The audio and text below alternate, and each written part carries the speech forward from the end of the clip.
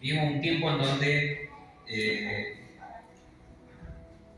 el enemigo va a querer tratar de desanimarnos, el enemigo va a querer tratar de pincharnos el globo, ¿no? El enemigo va a tratar de que nosotros digamos, bueno, llegó la temporada del invierno, llegó la temporada del desánimo, llegó la temporada donde las hojas se caen, llegó la temporada donde todos nos caemos, ¿no? Este es el tiempo en donde como iglesia debemos practicar todas estas cosas que venimos hablando domingo tras domingo, ¿sí? De aceptarnos mutuamente, de amarnos mutuamente, de sobrellevarnos, ¿sí? Unos a otros y poder participar de la carga que el otro está pasando. Y de eso algo hoy les quiero compartir. Así que un reconto, ¿sí? De lo que venimos hablando estos domingos. De igual manera, recordarles que los mensajes se están grabando, que se están subiendo a la plataforma de YouTube, de ahí también se comparten en el Facebook, ¿sí? Así que si algún domingo no pueden venir, pueden ahí consultar los mensajes y lo pueden escuchar, y también lo pueden compartir, ¿sí? Tal vez ustedes conocen de alguien que esté necesitando, pueda escuchar eso, así lo pueden compartir. Y de esa manera hacemos misión también, ¿no? Podemos llevar el Evangelio a través de las redes y que tanto bien hace, ¿no? Así como con las redes podemos hacer tanto mal, con las redes podemos hacer algo que es de mucha bendición. Así que haciendo un recorto, empezamos a hablar de que debemos edificarnos unos a otros, ¿sí? Para pensarlo como un edificio, sí, el edificio, para poder edificarlo tenemos que ir sentando las bases, ir armando las cosas como corresponde y que mutuamente debemos edificarnos, ¿sí? Después hablamos de que debíamos amarnos unos a otros, ¿sí? Que esto era la base, mejor dicho, para poder levantar cualquier tipo de familia saludable, de comunidad saludable, de iglesia saludable, el amarnos unos a otros. ¿Qué tipo de amor? Ese amor que es totalmente incondicional, que no depende de la respuesta del otro, sino que les amo porque Dios me amó primero. ¿Se acuerdan de ese énfasis, no? Podemos amar porque Dios nos amó primero. Después el pastor nos estuvo hablando de que debíamos honrarnos mutuamente unos a otros, ¿sí? Y tuvimos ahí la representación de Josecito y sí, que nos puso, si bien fue bastante gráfico y tal vez a nivel para que los niños lo entiendan, yo creo que muchos adultos también nos cuesta, ¿no? Entender esto de qué significa honrar al otro, ¿no? Que es reconocerle en la tarea que tiene dentro del cuerpo, ¿no? Reconocerle porque el Señor le reconoce, ¿no? El Señor le reconoce por la tarea que lleva adelante en el cuerpo y que es de edificación para mí, ¿sí? Cuerpo, edificación, templo, ¿sí? Edificio. ¿Van entendiendo cómo se va entrelazando todas las cosas? Por eso es que esto es vida de iglesia, ¿sí? El sobrellevarnos y el hacer las cosas unos por otros es vida de iglesia. Y eso es un poco lo que estamos queriendo compartir. Después estuvimos hablando de la unidad, de ser de un mismo sentir, de tener un mismo sentir, ¿no?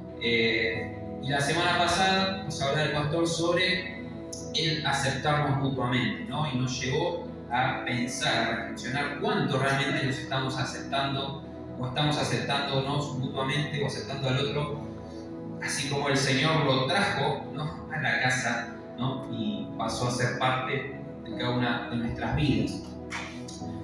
Y hoy toca un tema que es medio complicado, así que me tocó este tema complicado que tiene que ver con el amonestarse unos a otros. ¿No? ¿Ustedes leyeron alguna vez la palabra amonestarse en la palabra de Dios? ¿Sí? ¿Alguno lo leyó una vez algún versículo que diga qué significa amonestarnos? No me digan, cuando yo iba a la secundaria me sacaban amonestaciones, ¿sí? Eso ya creo que hoy no existe más, ¿no? El tema de las amonestaciones, pero ¿qué creen ustedes que significa amonestarnos? Bien, corregirnos. ¿Qué otra cosa? Llamar la atención sobre algo. Bien, llamar la atención sobre algo, corregirnos. ¿Qué más? ¿Qué piensan?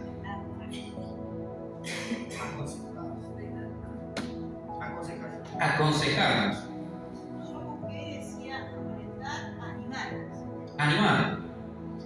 Bien, buenísimo, genial. ¿Saben por qué? Porque yo vine acá con ya el speech armado que iba a tener que explicarle todo lo que significaba amonestar. Y la tienen re clara, ¿sí? Así que vamos a saltarnos esa parte, porque la verdad es que, por lo menos en mi vida de iglesia, ¿no?, de la que yo crecí, como que la palabra amonestar tenía que ver con que alguien viniera y te dijera, estuviste pecando en esto, ¿no? Como este es el pecado que cometiste. Y es mucho más amplio. Tiene que ver con todo esto que ustedes dijeron, ¿sí? No necesariamente a veces es un pecado, por eso hablábamos de aconsejar. A veces tiene que ver con cómo estamos direccionando algunas cosas en nuestra vida y viene de parte de Dios un hermano y nos da un consejo que de repente nos abre, ¿no?, el panorama, ¿no? Llega ese consejo de parte de Dios. O una instrucción, ¿sí? Necesitamos instrucción, viene y llega la instrucción. O sí, o nos marca algo que estamos haciendo mal, o nos está haciendo daño a nosotros, está ofendiendo al Señor. Y todo esto incluye el término amonestar. Así que yo le invito a abrir la palabra de Dios en Romanos 15, versículo 14. Esta va a ser la base, ¿no? Este versículo va a ser la base de la meditación en esta noche.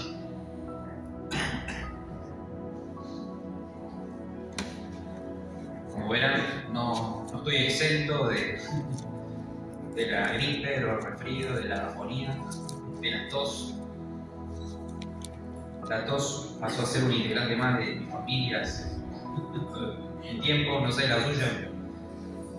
Romanos 15, versículo 14, dice así: pero estoy seguro de vosotros, hermanos míos, de que vosotros mismos estáis llenos de bondad, llenos de todo conocimiento, de tal manera que podéis amonestaros los unos a los otros.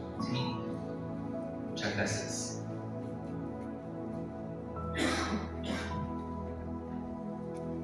Porque aparte uno, antes de venir a que nos toca a veces hablar, cantamos también, ¿no? Y cuando cantamos nos vamos secando, ¿no? No, pastor, nos pasa eso. A veces estamos como, también, ¿no? Y después llegamos acá y decimos, nada, tengo que hablar, seguir hablando, usted se tiene que callar un ratito. Y complica. Pero Romanos 15, versículo 14, ¿sí? Acá el apóstol Pablo le está hablando a la iglesia en Romanos, ya lo hemos hablado 1000 veces, que era una iglesia que Pablo no la funda, sino que Pablo conoce a los creyentes que están en Roma y conocía algunas cosas que estaban pasando. Entonces, en el contexto, sí, en el cual Pablo va a enmarcar estas palabras donde le dice a los creyentes en Roma que podían amonestarse o instruirse o aconsejarse unos a otros, es un contexto en el cual Pablo viene hablando sobre los que están débiles en la fe. ¿Sí? Si van al capítulo anterior, capítulo 14 de Romanos, van a ver ahí titulado Los débiles en la fe, la versión Reina Valera, pero lo que va a tratar son toda una serie de cuestiones que tenían que ver con aquellos que eran nuevos, ¿sí?, en la iglesia, respecto de aquellos que ya venían con mucho más tiempo dentro de la iglesia, así como nos pasa a nosotros. Tal vez podemos tener miles de años dentro de la iglesia, 10, 15, 20, 30 años, y puede llegar gente a nuestra iglesia, a nuestra comunidad, que tiene menos tiempo, ¿sí? Y dentro de esta mezcla, ¿no?, de personas con más tiempo dentro del recorrido cristiano que otras, estaban sucediendo una serie de cuestiones que tenían más que ver con costumbres que con cuestiones doctrinales. Disculpen. Así que Pablo va a poner, digamos, blanco sobre negro algunas cuestiones, y en ese capítulo 14 le va a decir a los romanos que no debían juzgarse unos a otros, porque esto estaba de alguna manera, seguramente estaba sucediendo. Así que Pablo le va a decir en el capítulo 14 que no debían juzgarse unos a otros, ¿sí? Así que Romanos, invito a leer Romanos 14, versículo 10. La hojita que está ahí atrás. Dice, versículo 10, pero tú, ¿por qué juzgas a tu hermano? O tú también, ¿por qué menosprecias a tu hermano? Porque todos compareceremos ante el tribunal de Cristo. Porque escrito está, vivo yo, dice el Señor, que ante mí se doblará toda rodilla y toda lengua confesará a Dios. de manera que cada uno de nosotros dará a Dios cuenta de sí.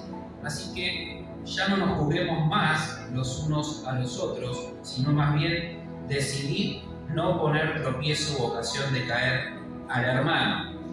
Y de estos versículos podemos sacar tres cosas rápidamente. En primer lugar, que todos somos de Cristo, ¿sí?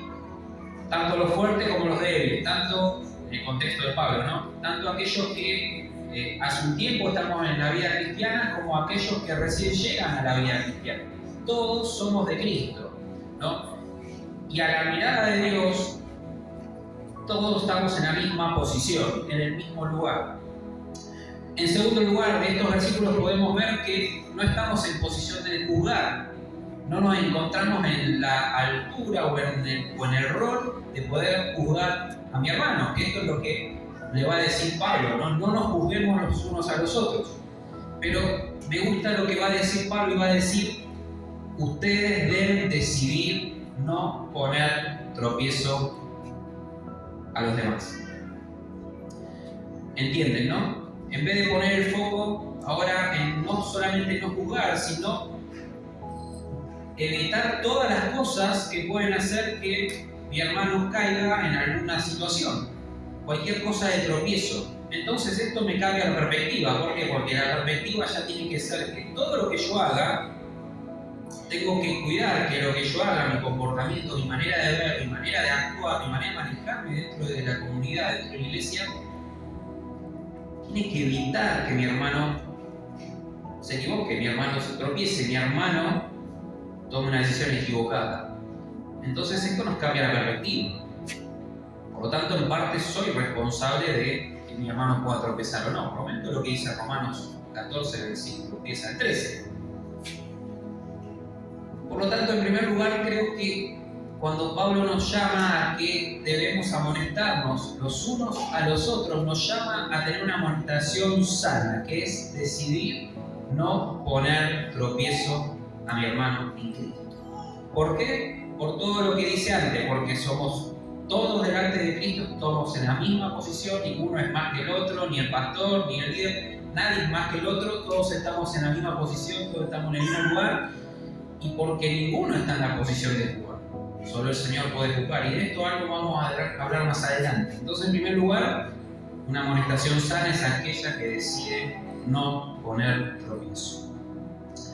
Entonces, si bien ustedes ya estuvieron hablando y dejaron bien en claro que tiene que ver con la palabra amonestar, pareciera que hay una tensión entre esto que Pablo dice, ¿no? En el capítulo 14, ¿no? Que no debemos juzgarnos los unos a los otros, contra lo que dice en el capítulo 15, de que debemos amonestarnos los unos a los otros, ¿no?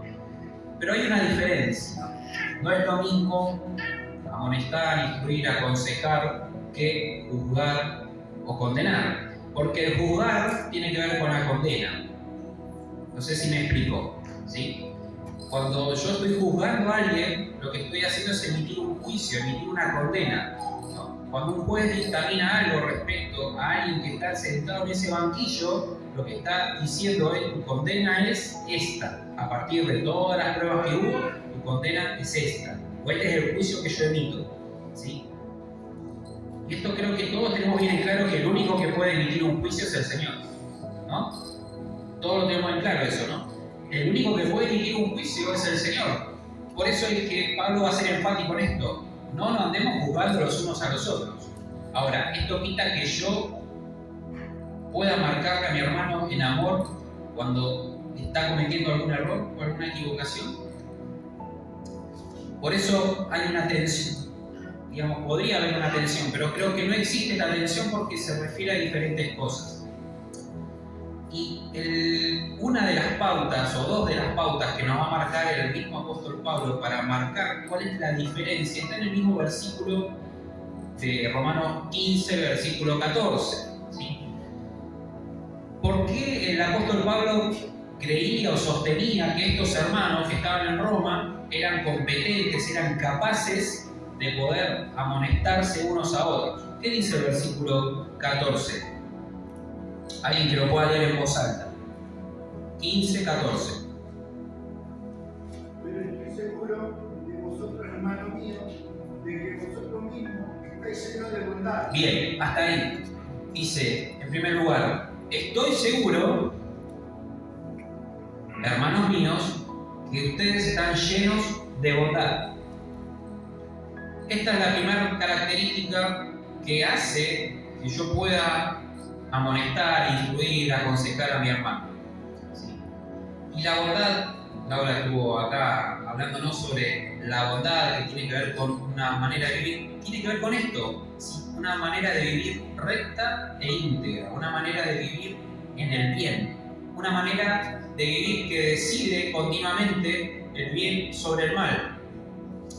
Por eso, para que nosotros podamos amonestar en términos o en el paradigma de Dios de buscar la madurez de la iglesia, ¿sí? Porque el objetivo de todo esto es que como iglesia podamos crecer y madurar. ¿Sí? El objetivo de todas estas acciones que hacemos unos para con otros es que podamos crecer y madurar. ¿Sí? Entonces, para poder alcanzar esta madurez espiritual como iglesia, va a depender claramente de la madurez espiritual de cada uno de nosotros. Por eso nos va a decir que para que podamos amonestarnos unos a otros debemos estar llenos de bondad. O sea, debemos vivir conforme a lo que hablamos y lo que hablamos conforme a lo que creemos. Y lo que creemos tiene que estar basado en lo que nos dice la palabra del Señor. Así que este paradigma de poder amonestarnos unos a otros, o este desafío de amonestarnos en amor unos a otros, parte de que tenemos que estar llenos de bondad. ¿Sí? Así que, en primer lugar, ¿sí? El autor Pablo nos va a desafiar a estar llenos de bondad. Pero ¿qué sigue diciendo Darío? Ahora sí, continúa como dice el versículo.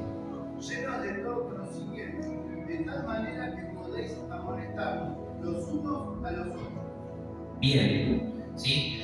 Entonces la primera condición para poder amonestarnos unos a otros era estar llenos de bondad. La segunda condición, ¿cuál sería? Lleno de conocimiento.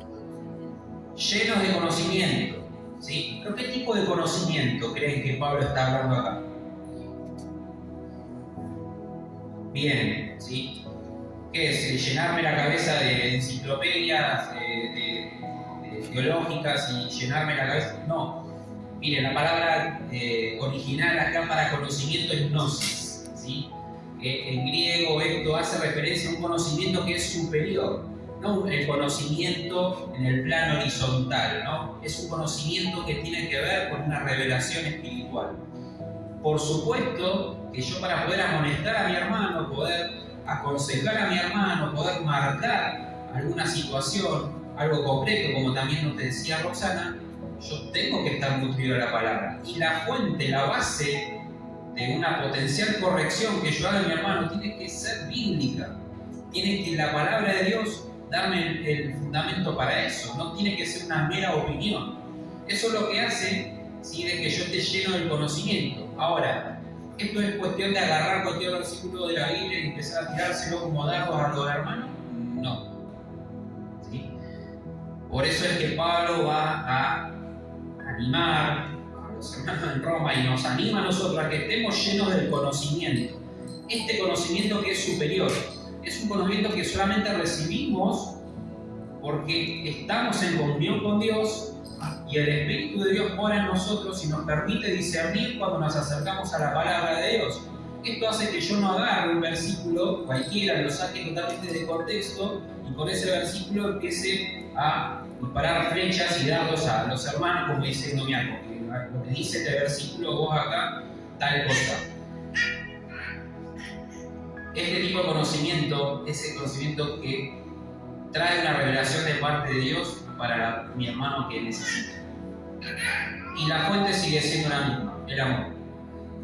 La fuente para poder realizar esta acción, ¿sí?, sigue siendo el amor. Es un conocer más elevado de Dios, que desea usarnos a nosotros como canal para poder traer una revelación a alguien de nuestra comunidad, de nuestra iglesia, que necesita algún tipo de revelación de parte de Dios. Por lo tanto, ¿no?, tomando solamente este texto, podemos amonestarnos los unos a los otros y debemos amonestarnos los unos a los otros, no porque yo esté en una posición de superioridad, ¿sí? Esto lo dejamos en claro, ¿sí? Sino porque nos debemos sobrellevar los unos a los otros y debemos juntos buscar la madurez y el crecimiento espiritual. Por eso hacemos o tratamos de hacer todo lo que hacemos. El objetivo último es que podamos crecer juntos, que podamos madurar juntos. Ahora, si vamos a Gálatas capítulo 6, voy a pedir a alguno que pueda leer Gálatas 6, versículos 1 y 2. Creo que hay otra característica acá para que nosotros podamos amonestar, instruir, corregir, restaurar, ¿sí?, a mi hermano. Gálatas 6, 1 y 2. ¿Alguien que lo pueda leer, por favor? Hermanos, si alguno fuere sorprendido en alguna falta, vosotros que sois espirituales, restauradle con espíritu de mansedumbre, considerando a ti mismo, no sea que tú también seas tentado, sobrellevad los unos las cargas de los otros y cumplid así la ley de Cristo. Bien, ¿sí? Acá hay una aparente situación particular, ¿no? Dice, si alguno es sorprendido, ¿no? O sea, queda expuesta a la situación, ¿no? Ustedes que son espirituales, restaurar, ¿no? No dice ustedes que son espirituales, pónganlo en el banquillo, adelante de todo el mundo, ¿no? Como a veces solemos ver, ¿no?, en comunidades hermanas, y a disparar, ¿no? Porque te encontramos, te vimos y tenemos testigos, estás ahí en el banquillo. Y esto no es culpa nuestra, sino que te lo buscaste. Esto es cualquier cosa menos restaurar. Somos llamados a ser una comunidad que restaura. Y tal vez alguien alguna vez te apuntó así, no necesariamente te puso en el medio de una reunión y te apuntó, pero te sentiste juzgado, juzgada por parte de alguno de nosotros. Pero acá fíjense que creo que hay un principio detrás de esto, que es la humildad. Cuando yo me puedo acercar con un sentido de humildad a mi hermano, no un sentido de superioridad, ¿sí? Y esto creo que es a lo que se refiere cuando acá en Gálatas dice, vosotros que sois espirituales, restauradle con espíritu de mansedumbre. Otra versión le dice con un espíritu de humildad, ¿sí? En primer lugar, yo me acerco a mi hermano, primero porque es mi hermano. En segundo lugar, me acerco porque anhelo, deseo y porque le amo que pueda crecer espiritualmente. Y en tercer lugar, porque yo no soy ni más ni menos que mi hermano para marcarle eso. Ahora, dice, ustedes que son espirituales, restaurarle con un espíritu de mansedumbre, de humildad. Y esto está atado a lo que después va a decir el versículo 2, ¿no? Dice, sobrellevar las cargas los unos a los otros. En el contexto de Gálatas, estas cargas se refieren a las cargas debido a situaciones de tal vez de moralidad, ¿sí?, que iban llevando los hermanos que estaban lejos de lo que la palabra nos enseña. Ahora lo que Pablo le va a decir a estos hermanos es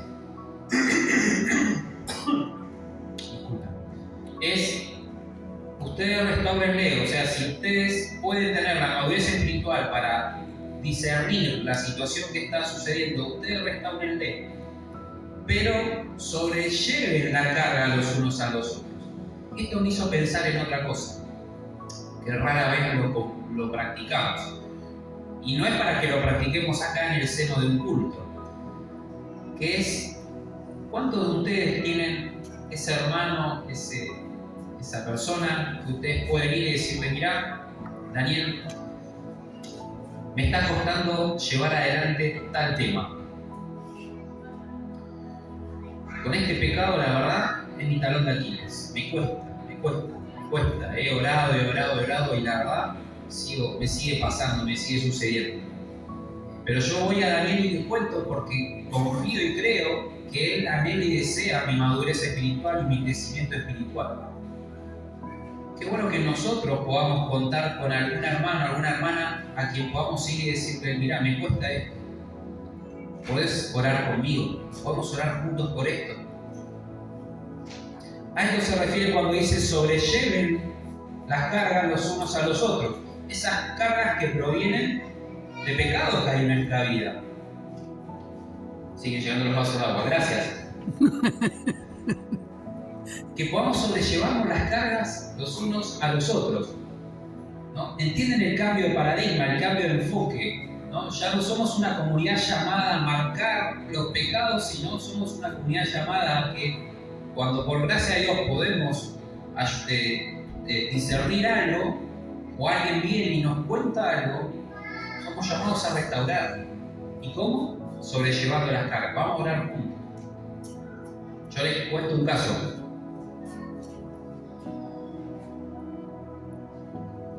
Hace unos años un joven viene y me dice, ¿podemos hablar, Gaby?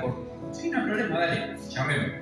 Nos juntamos a tomar un café y bueno, hablamos de un montón de cosas y en un momento me dice, mirá, que tengo un problema, y yo veía que le daba vuelta al tema, ¿no? Como que no me lo quería decir de una, ¿no?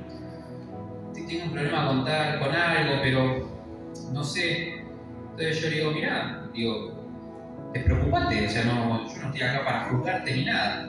Vos querías charlar, yo quiero charlar con vos, así que contame, decime.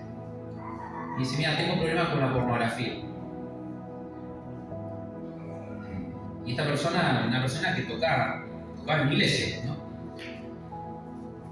Y digo, bueno, pero ¿problema qué?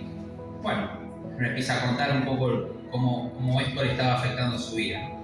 Entonces yo me comprometí y dije, bueno, tranquilo, vamos a orar. Ahora, respecto a esto, le digo, esto es algo que vos tenés que dejar de raíz. No lo vas dejando de a poco, lo tenés que dejar de raíz. No tenés que esperar. Esto fue algo puntual, ¿no? Este problema que se estaba volviendo una adicción. Y por supuesto que esto es pecado, ¿no? ¿Por qué? Porque yo claramente estoy queriendo desear algo que no corresponde. Ahora, ¿cuántas veces en nuestras comunidades no existe esta confianza, ¿no? De que alguien pueda venir y decirte, ¿podemos tomar un café? ¿Podemos charlar por esto? Me está costando esto. Así que creo que somos llamados a tener una mirada distinta.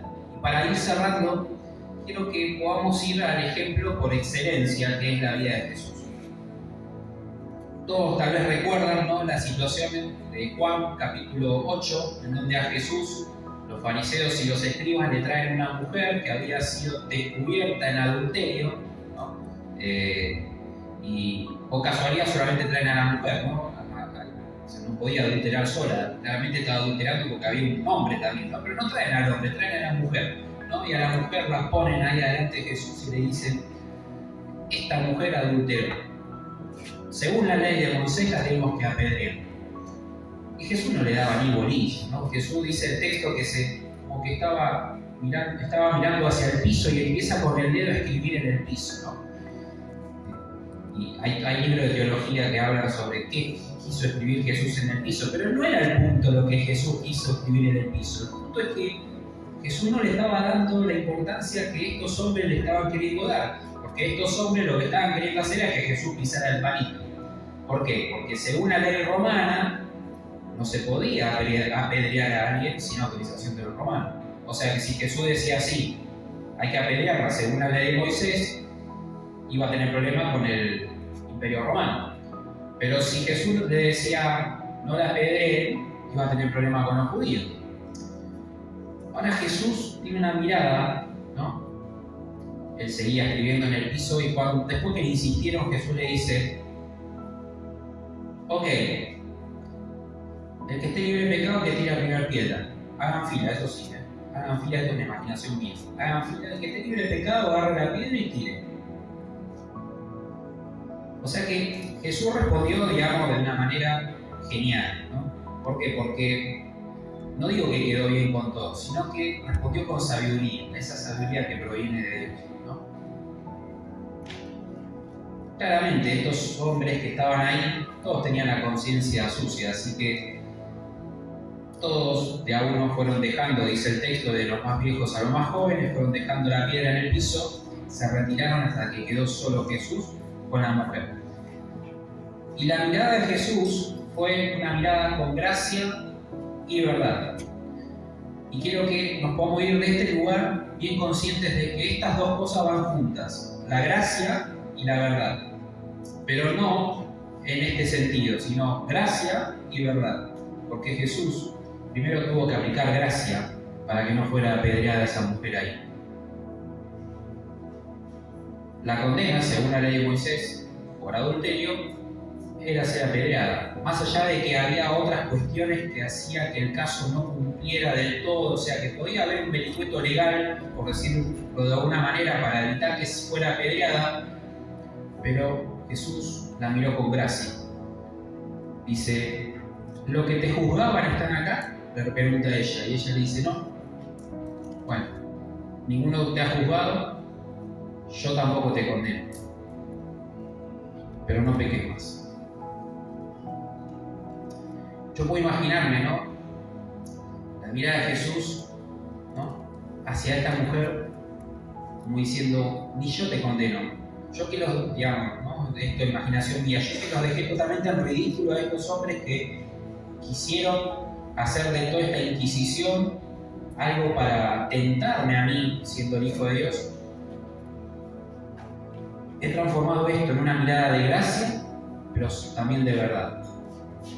La gracia y la verdad van juntas. Así que cuando somos llamados a amonestarnos mutuamente, la gracia y la verdad también tienen que ir juntas en nuestra vida. Yo tengo que acercarme con una mirada de gracia hacia cada uno de ustedes y ustedes a mí, pero no tengo que dejar de decir las cosas que son verdad. Ahora, ¿cómo lo tengo que decir y cuál tiene que ser el contenido? Dios, todo lo que acabo de hablarles, lleno de bondad, lleno del conocimiento, ese conocimiento superior de parte de Dios. ¿Para qué? Para poder así restaurar en amor.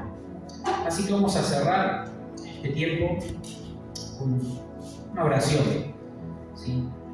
Y tal vez pensar en que tal vez te has sentido en algún momento juzgado o juzgada por la iglesia, sea esta u otra iglesia, y que eso ha impedido que de alguna manera puedas tener un acercamiento genuino y real al Señor. Y creo que el Señor hoy nos habla a todos nosotros a que darnos cuenta de que eso fue un error. Eso no era parte del mover de Dios. Parte del mover de Dios es que Dios quiere restaurar tu vida, Dios quiere restaurar tu corazón y Dios quiere hacer de nuevo una nueva persona en tu ser. Y en primer lugar el Señor te ve con gracia, en primer lugar el Señor te ve con amor, con ternura. El Señor se pone entre las piedras y tu propia vida para decir, si ellos no te condenan, yo tampoco te condeno. Pero tenés que recomponer tu situación con Él. No peques más, ¿no? Así que vamos a orar y vamos a pedirle a Dios que nos ayude a que podamos poner en orden nuestra vida, ¿sí? Y que hoy tal vez podamos tomar de manera práctica esto, ¿no?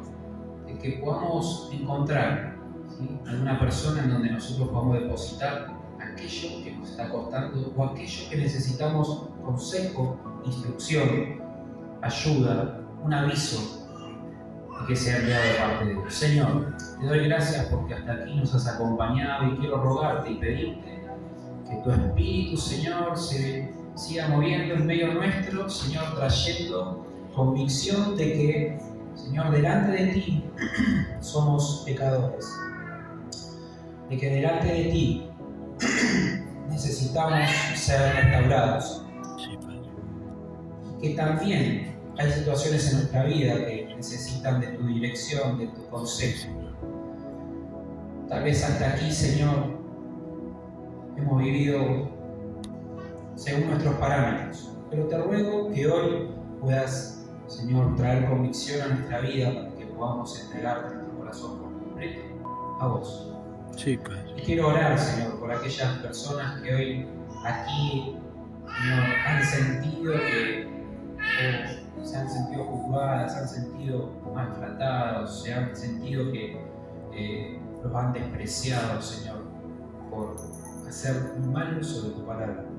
Rogarte de que tú, Señor, me puedas traer convicción a su vida, de que le has amado tanto, pero tanto, que has enviado a Jesús a morir por cada uno de ellos. Sí, Padre. Y mientras oramos, quiero pedirte que si escuchaste la voz de Dios y entendés que esta palabra es para vos, que hoy puedas tomar una decisión. No conmigo, no con la iglesia, sino con Dios. De entregarte por completo a Él. Y aceptar ese perdón, ese amor, esa gracia con la que el Señor te mira en esta noche, hoy, y puedas sanar. Pueda empezar ese proceso de sanidad. Así que allí donde estás, nadie te ve, estamos todos orando. Si hoy crees que esta palabra es para vos, te pido que hoy puedas levantar tu mano y ser valiente y decir: Sí, Padre. Dios quiere obrar en tu corazón. En el nombre de Jesús. Dios te bendiga. Amén, Padre. Sé valiente, nadie te ve. Dios te bendiga. Dios te bendiga. Gloria a ti, Padre. Gloria a ti. Tal vez hasta ahora escuchaste hablar de lejos de este tal Jesús. Pero hoy es tiempo de que le abras tu corazón a Él y empiece Él a guiar tus pasos. Sí, Padre. Tal vez te preguntás, ¿por qué tantas cosas me pasan como me pasan? Y yo hoy lo que te desafío es a que creas lo que Dios dice de vos. Es que Él tiene un plan maravilloso para tu vida. Si querés abrir tu corazón y entregarle tu corazón a Jesús, también levanta tu mano, decile: yo soy pecador y necesito de tu perdón. Hasta ahora lo hice a mi manera, pero a partir de hoy quiero hacerlo según tu plan. Sí, Padre. Si querés abrir tu corazón, levanta también tu mano. Dios te bendiga. Sí, Señor. ¿Alguien más? Gracias. Gracias por tu palabra. Gracias, Señor, por tu Señor, yo te doy toda la gloria, toda la honra, porque en los tiempos, Señor, más duros que vivimos, en las situaciones más difíciles que tenemos que enfrentar, podemos tener la seguridad de que tu consejo está con nosotros y no nos has abandonado. Si hasta aquí hemos llegado es porque tú nos has acompañado. Y si hasta aquí, Señor, hemos decidido por la nuestra, yo, Señor, te doy las gracias porque hoy aquí hay personas que han decidido creer esta palabra de parte tuya. Creer que tú le has amado tanto de que enviaste a Jesús. Creer que, Señor, tú le sigues mirando con gracia y que quieres restaurar su vida. Te ruego, Señor, por cada persona que ha tomado una decisión, que conforme a la decisión que ha tomado, Señor, tú los restaures, tú los sanes, tú los eleves, Señor, tú los ayudes a crecer. Que como iglesia, Señor, podamos estar atentos, Señor, a ellos, a acompañarles, a restaurarles en amor, Señor, a ayudarles, Señor. Y te pido, Dios, que todo el resto, Señor, tú puedas seguir obrando en nuestra vida y trabajando para que, Señor, tú puedas ser el primero. Yo te doy gloria, Señor, te doy la honra y te reconozco como el único Dios hacedor de todas las cosas, el único Dios creador, el único que puede dar vida donde parece que las cosas están muertas, el único que puede traer salvación. Por eso, Señor, te doy toda la gloria, toda la honra. Creo, Señor, todo lo que tú dices en tu palabra de nosotros. Todo esto te lo ruego en el nombre de Jesús.